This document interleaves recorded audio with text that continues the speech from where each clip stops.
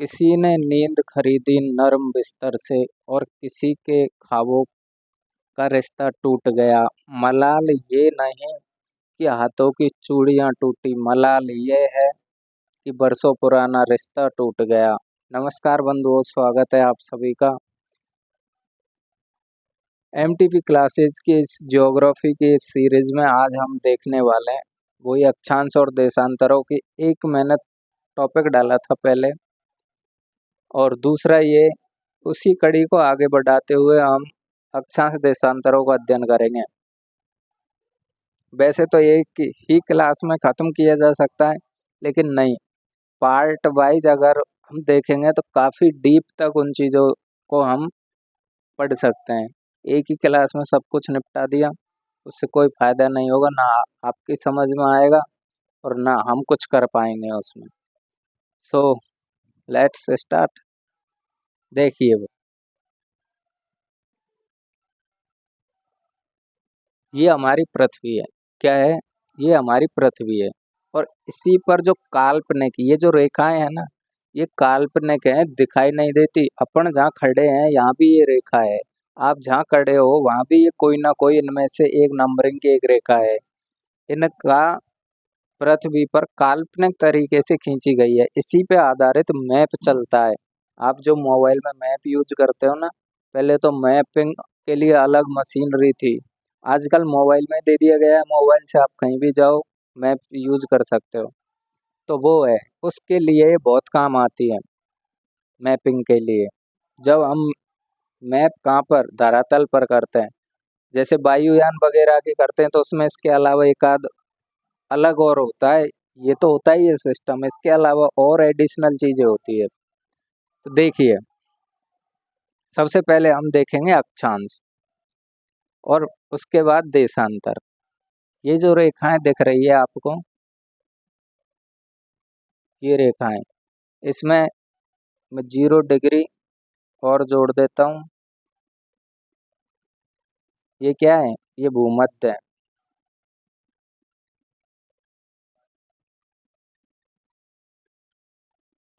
भूमध्य रेखा। अब देखिए भाई साहब, भूमध्य रेखा ये हो गई बीच में, एक इधर, एक इधर, यानी उधर नॉर्थ होगा और इधर साउथ होगा। ऊपर की तरफ उत्तर दिशा, नीचे की तरफ दक्षिण दिशा। मैप ऐसे ही पढ़ा जाता है। अभी मैं कोई मैप आपको दिखाऊं, जैसे ये मैप देखिए आप, इसमें हम नॉर्थ कहाँ मानेंगे? ऊपर, ये तो है नॉर्थ, ये है साउथ, उत्तर और दक्षिण, ये फिक्स है, ऐसे ही मानी जाती है। अब आप कहो सर ये क्या, ऐसे कैसे, तरीका बताओ। कोई तरीका बताता हूँ, देखो, पूरी चारों दिशाएं क्लियर हो जाएंगी। हम खाना किस हाथ से खाते हैं? बहुत वो भाई बंधु भी होंगे जो इससे भी खाते होंगे, वो ध्यान रखना उनके लिए नहीं है। हम खाना किस हाथ से खाते हैं? इससे। तो इधर की तरफ पूरब होता है। पूरब कैसे होता है?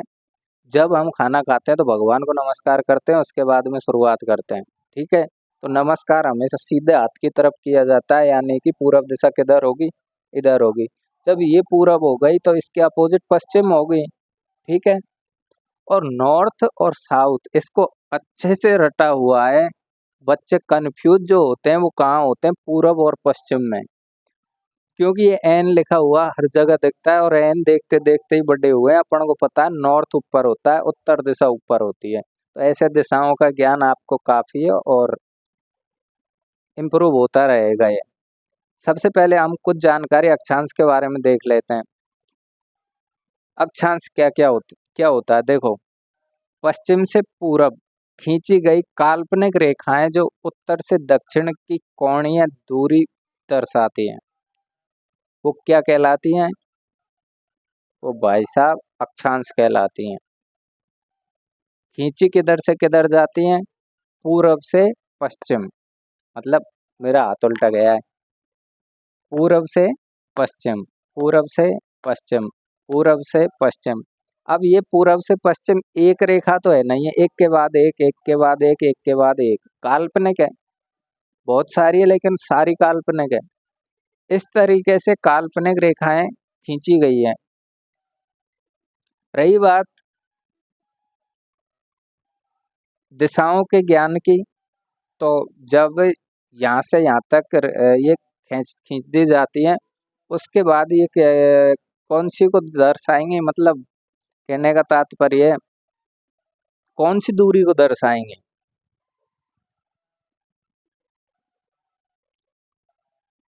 काल्पनिक रेखाएं उत्तर से दक्षिण, अब खींची तो गई है पूरब से पश्चिम, खींची कहाँ से कहाँ तक गई है, पूरब से पश्चिम से पूरब या पूरब से पश्चिम, बात वही है, कोई अंतर नहीं आएगा उससे।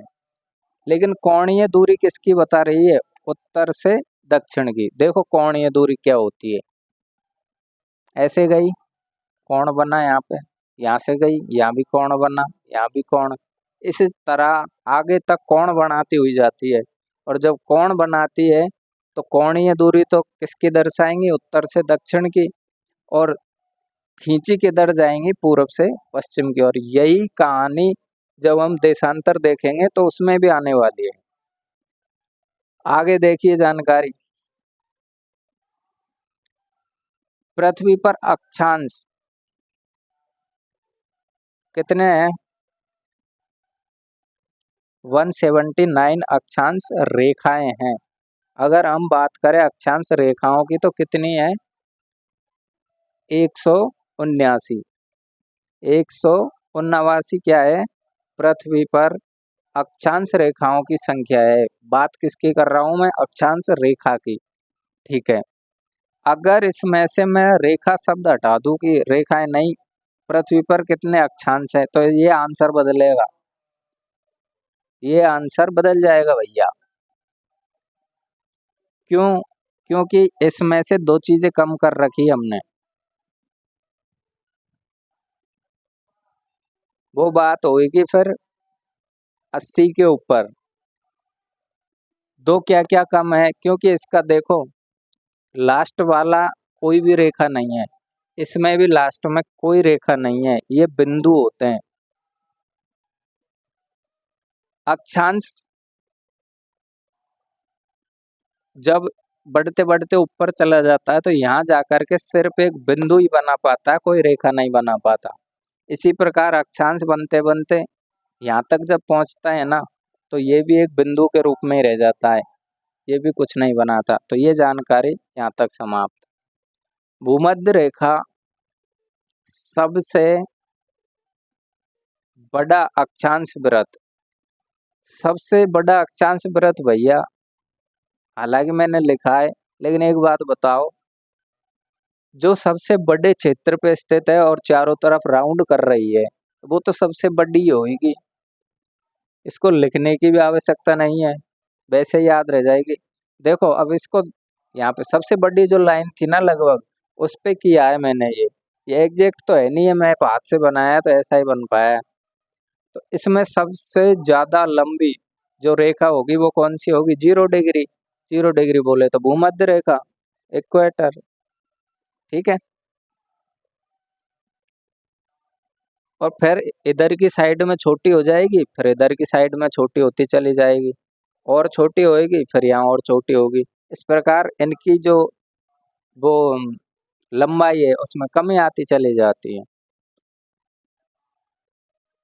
हाँ, अब देखिए, दो अक्षांशों के मध्य की दूरी, दो अक्षांशों के मध्य की दूरी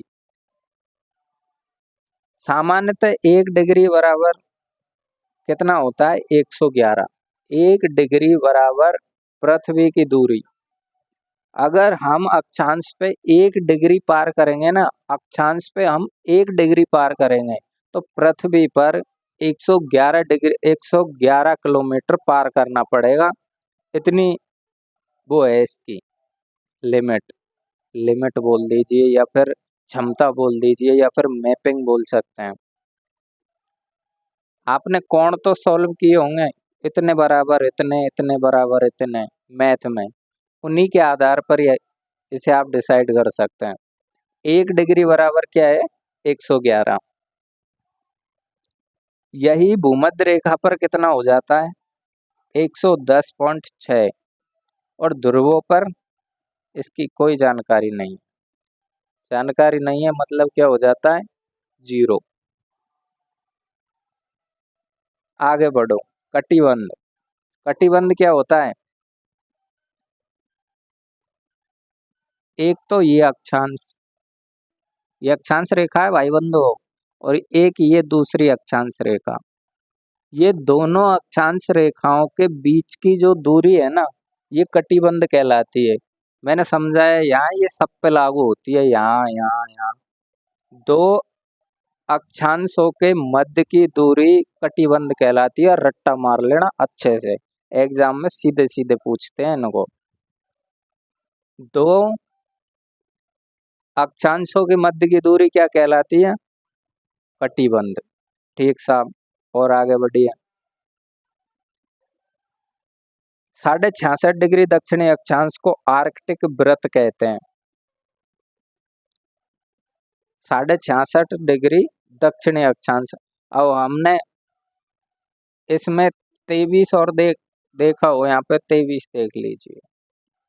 23 सही 1/2। किधर है भाई? 23 सही 1/2। ये है कर्क रेखा। ऐसे ही 66.5 है।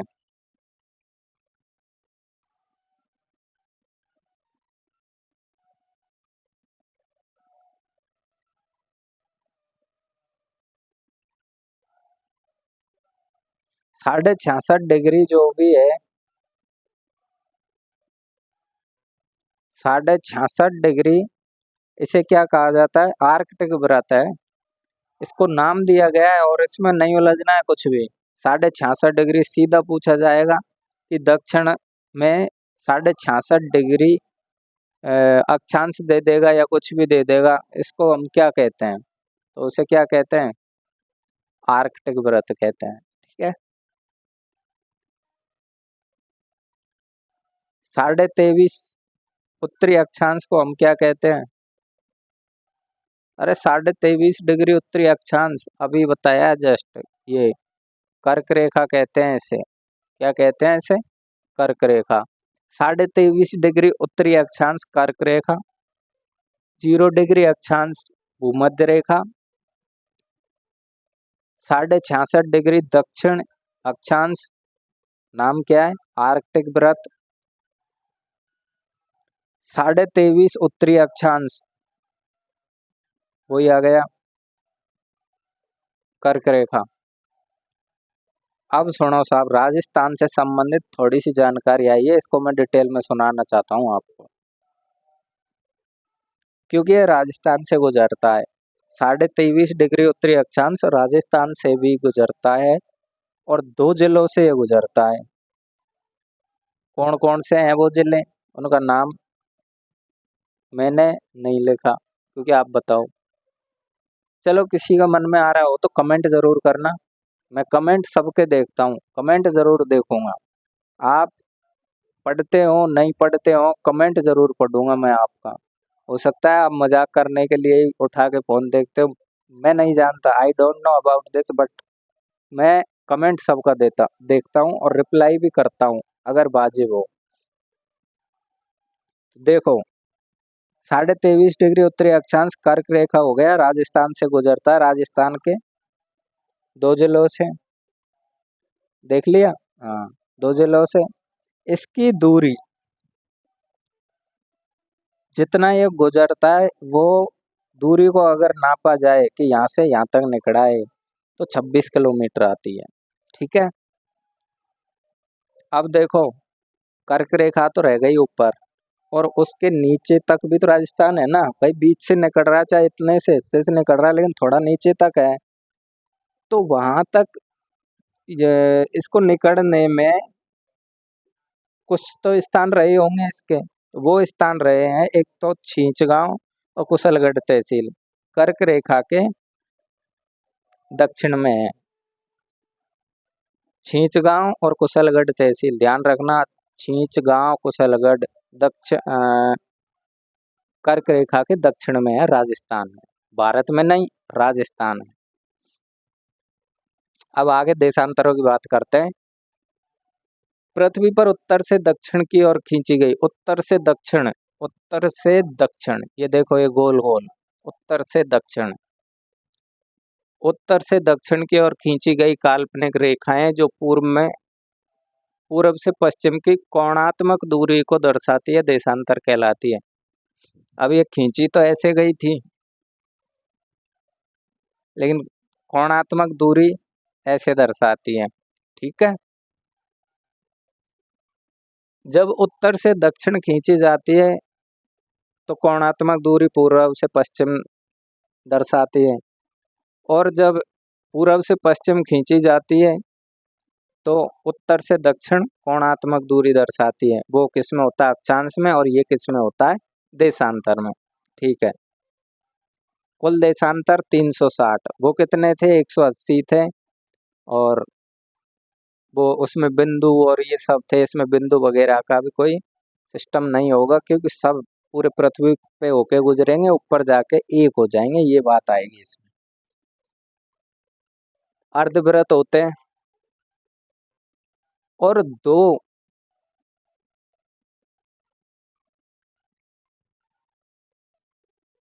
क्या है, देशांतर, दो देशांतरों के मध्य की दूरी, दो देशांतरों के मध्य की दूरी जो होगी वो क्या कहलाएगी, गोरे।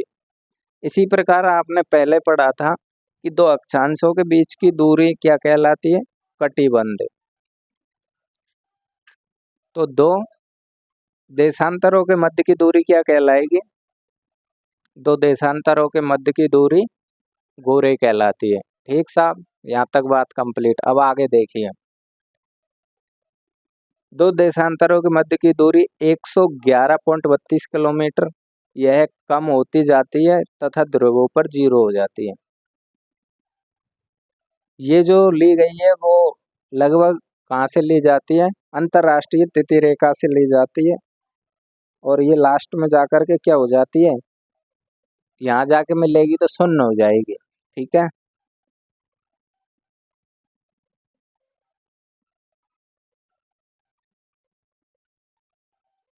आगे देखो, कहाँ तक हो गया था, ध्रुवों पर हो जाती है। 0 डिग्री देशांतर पृथ्वी को दो बराबर भागों में बांटता है, जिसे ग्रीनविच रेखा GMT प्रधान मध्याह्न कहा जाता है। पहले कीपैड वाले मोबाइल आते थे, आपने देखे होंगे, उनमें AM PM की जगह मध्याह्न प्रधान लिखा हुआ आता था, समझ में नहीं आता ये क्या है, वो ये है दोपहर के बाद का समय और दोपहर के पहले का समय, ये निर्धारित इसी से होता है, GMT। आपको इसमें से ध्यान रखना है, वैसे तो पूरा ही ठीक है ये। 0 डिग्री देशांतर जो है ना, वो 0 डिग्री देशांतर यूं यूं घूम रहा है, और इधर तिथि अलग बताता है और इधर की साइड में तिथि अलग बताता है, उसका कॉन्सेप्ट है, ठीक है। फिलहाल ये ध्यान रख लो, 0 डिग्री देशांतर पृथ्वी को दो बराबर भागों में बांटती है, जिसे ग्रीनविच रेखा प्रधान मध्याह्न कहा जाता है। कटिबंध तथा गोरे से मिलकर बनी आकृति ग्रिड कहलाती है। ग्रिड इस तरीके की आकृति होती है। अंतरराष्ट्रीय तिथि रेखा प्रशांत महासागर से गुजरती है। अंतरराष्ट्रीय तिथि रेखा प्रशांत महासागर से गुजरती है। इसका निर्धारण 1884 में हुआ था। अंतरराष्ट्रीय तिथि रेखा 180 बेरिंग जल संधि से गुजरती है। अब देखो, दक्षिण में 180 से गुजरती है कौन, अंतरराष्ट्रीय तिथि रेखा, ये हो गई तिथि रेखा, इसकी हम चर्चा कर चुके थे। बेरिंग जल संधि से गुजरती है। जो एशिया, एशिया का तो कौन सा भाग भाई, एशिया का भाग रूस और उत्तरी अमेरिका का भाग अलास्का को अलग करती है, यानी ये एक क्या बनाती है, जल संधि का निर्माण करती है। अंतर्राष्ट्रीय तिथि रेखा एक टेढ़ी मेढ़ी रेखा है, ये भी ध्यान रखना वाली बात है। टेढ़ी मेढ़ी रेखा किसे कहा जाता है? अंतर्राष्ट्रीय तिथि रेखा 180 है, उसे तिथि रेखा कहते हैं, और 180 है वो ही क्या कहलाती है? अंतर्राष्ट्रीय तिथि रेखा कहलाती है। तो मेरे भाई बंधु, नमस्कार, जय हिंद, जय भारत। इस वीडियो को मैं यही समाप्त करता हूँ। आगे अगले वीडियो में इससे बेटर और इससे अच्छे से और कुछ लेकर आने का प्रयास करूँगा। फिलहाल आप चाहो तो इसके स्क्रीनशॉट वगैरह ले सकते हो, ये फुल सुविधा अपने पास। कितने भी लो शॉट, अगर कॉन्टैक्ट भेज दो तो मैं खुद भेज दूँ आपको इसके स्क्रीनशॉट। ठीक है बंधु, okay, good bye, see you, take care.